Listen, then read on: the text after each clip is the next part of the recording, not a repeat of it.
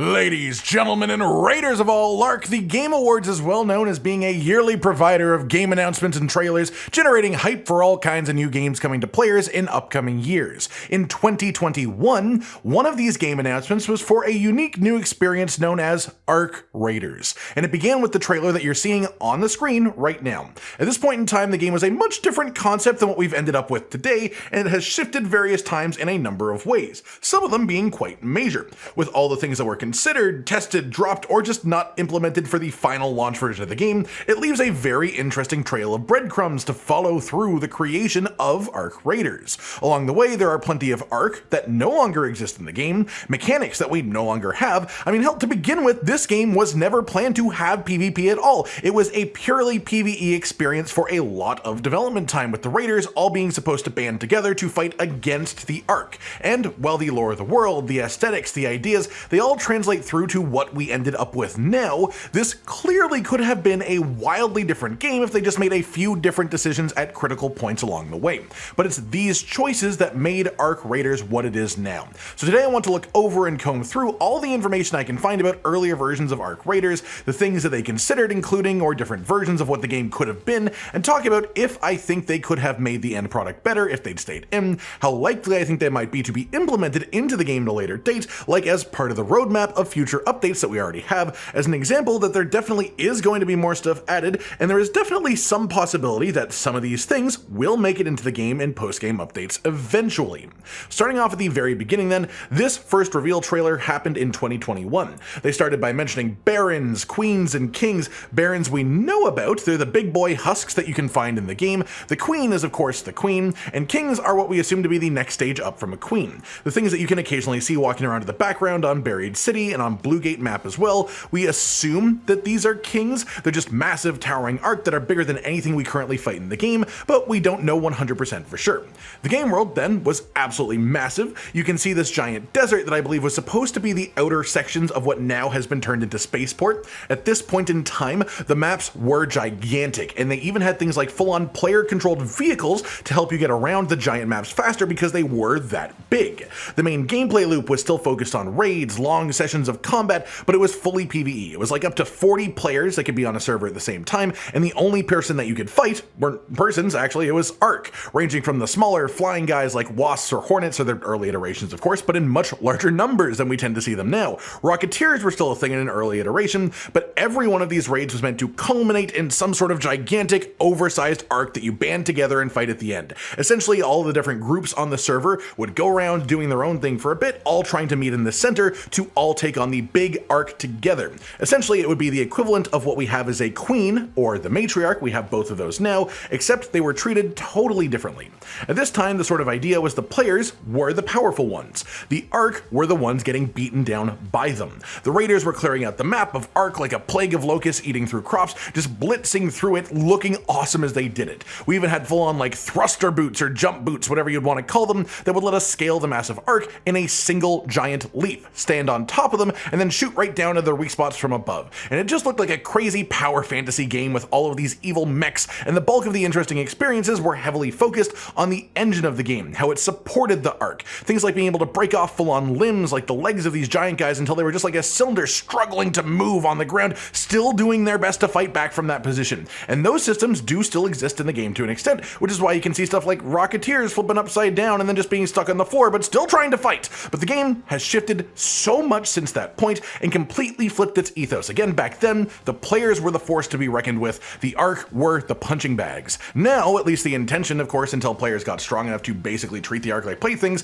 is that it's supposed to feel as if the Ark are the scary ones, the ones with the power, and players have to be careful, cautious, and smart about how they approach every situation to have a chance. I think one of the most interesting parts of this is that in the original game, in the original vision, there were so many more options of just massive oversized Ark, and there were Ark that were much larger than what we currently have as well. Things like this gigantic guy we've seen a couple of clips of, no idea what it was called. We know there were Ark known as the Emperor, intended to be a step up even from the King, and that could be this one, but we've also seen some footage of a bunch of larger Ark, so it's hard to be sure completely.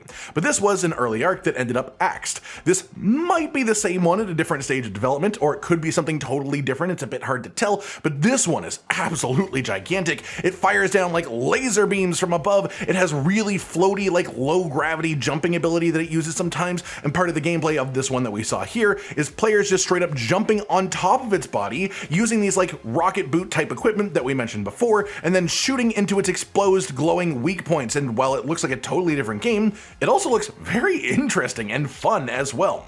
What essentially ended up happening though is they decided that the scale was too large. The arc were not threatening enough, and that the game needed more frequent intensity, more constantly memorable moments to really create that feeling of wanting to play more and really making it an unforgettable experience. It went from these big sprawling raids with one climactic moment at the end to what we have now, which is designed to just be pure intensity from start to finish every single raid, with moments of excitement throughout based on loot or cool interactions, either social interactions with other players or just experiences with the arc themselves. The original version of this game essentially became what is now known as the first wave in the lore of Arc Raiders, the first set of gigantic, oversized, dangerous as hell arc that the survivors ended up defeating and completely eradicated them. Thinking the world was then safe, they moved back to the surface in order to repair their old lives until the second wave came down and rained chaos upon them, crushing the bulk of the remaining society of humans and forcing the rest underground into Speranza.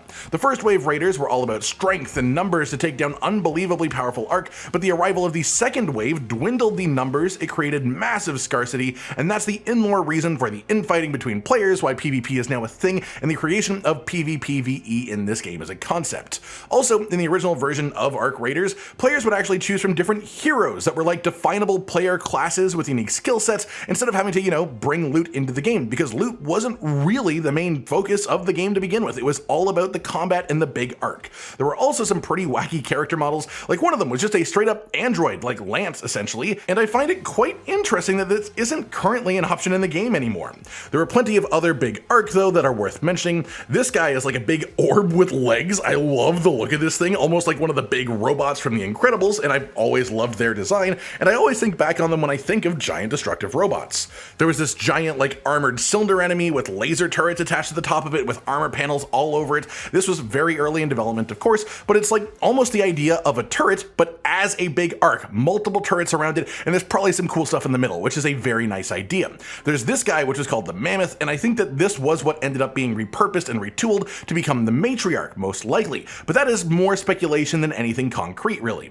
So this one, I think, did probably end up making it into the full game, or at least a heavily modified version of it. They also talked about a smaller four-legged dog type arc that would pounce on players, no footage of this really, but super fast movement type of thing that would chase you around, almost like the equivalent power tier of a hornet, but for indoor type enemies, which I thought sounds quite interesting. We saw a little bit of footage of this guy here, which reminds me a little bit of the ATTE from Star Wars, which is like a big, heavily armored troop transport unit with a giant cannon on top. So I could totally imagine this guy like being full of pops or fireballs or ticks, and then just deploying them outside when in danger, something along those lines. But it looks really cool to me. Then there was another one of the big spidery style arc here with a much like larger, blockier midsection body, and this could be just an early version of one of the other spidery things, as it looks less complete, but it could also be something totally different.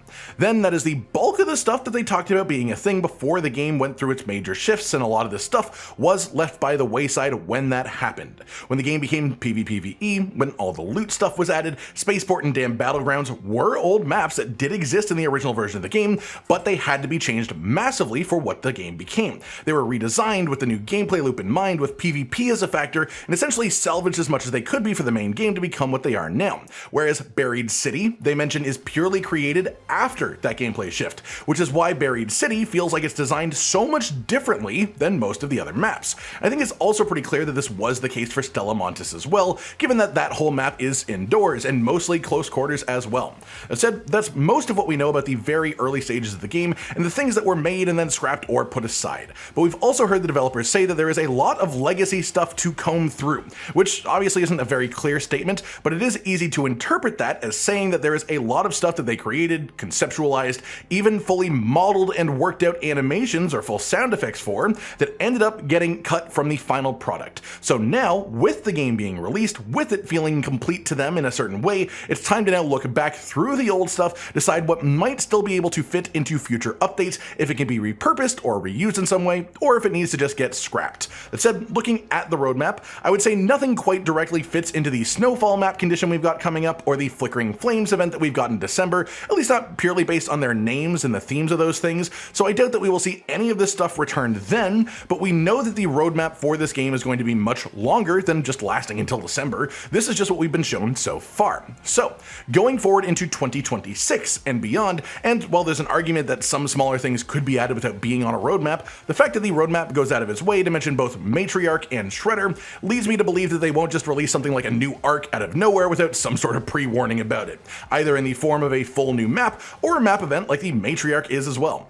But that said, looking forward to the future, the world is our oyster. We don't know what the plans are past these first 2 months of roadmap, so anything is possible, including bringing back previously cut content. So let's talk about how viable or interesting I think that could be for each of the major things. First I want to touch on are all movement based, and the first of those is vehicles. This was one of the more interesting things that I saw when looking into this stuff. I love the idea of it, I love the aesthetics of these vehicles especially, but I think that they were probably right to remove it. I could see some variation of this concept perhaps on a new map. It would probably need to be, like maybe they put in a weird pneumatic tube system that like the way that we enter raids to begin with, but as a way of traveling super quick from one end of the map to the other end of the map, like entrance on one side, exit on the other, put a few of these on the map, maybe even have it require like a specific material, like some arc power cells to actually power it up or something like that. That could be fun, but I think full player controlled vehicles just won't make sense anymore with the current version of Arc Raiders. The speed of movement that we have really is important to contribute to the intense feeling of the game.